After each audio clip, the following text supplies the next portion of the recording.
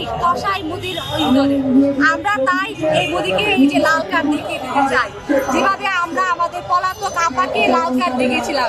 আমরা শুনেছি আমাদের দুলাভাই নাকি ভারত থেকে পালিয়ে যাবে, সে পালিয়ে কোথায় যাবে আমরা জানতে চাই। আমরা আন্দোলনের মূল উদ্দেশ্য কি? আমরা মোদিকে লাল কার্ড দেখাতে চাই, কারণ আমরা দেখেছি ভারতে আমাদের মুক্তিকামী ভাই বোনেরা আন্দোলনে নেমেছে তাদের শিক্ষার মতো একটা বেসিক রাইটসকে ইনশিওর করতে। কিন্তু আমরা দেখলাম সেখানে আমাদের 24 মাস আগে জুলাই আমাদের সাথে যা হয়েছিল, সেখানেও এই খুব যে কসাই মোদি তাদের সাথে একই রকম আচরণ করছে, তাদের উপরে টিয়ার শেল মারছে, তাদের উপরে পুলিশের লাঠিচার্জ করছে।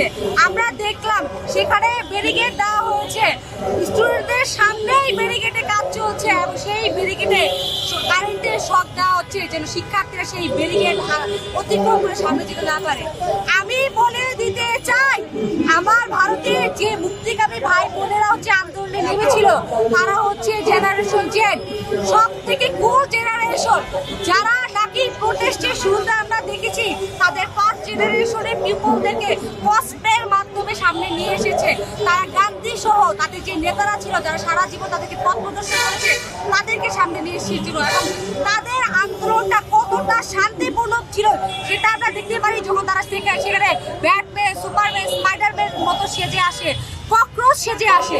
তারা এই আন্দোলনে কোনো মারামারি করতে আসেনি, সরকারের সাথে কোনো আক্রমণাত্মক আচরণও করেনি।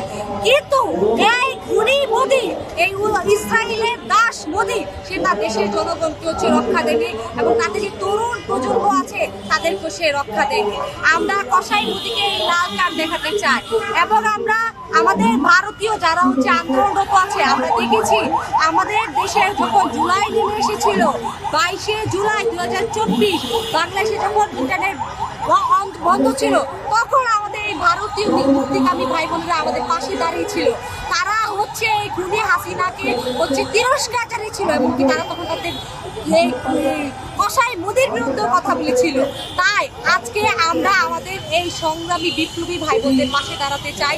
ইন্টারন্যাশনাল মিডিয়া যেন তাদেরকে স্বীকৃতি দেওয়া হয় এবং স্টুডেন্টদের উপরে যে কোনো দেশ যদি অন্যায়ভাবে অত্যাচার করে এবং পৃথিবীর যে কোনো প্রান্তে আমার বিপ্লবী ভাই বোনেরা যদি রাজপথে নেমে আসে তাদের অধিকার লড়াইয়ের জন্য, আমরা সকলের সাথে সমর্থন জানাই।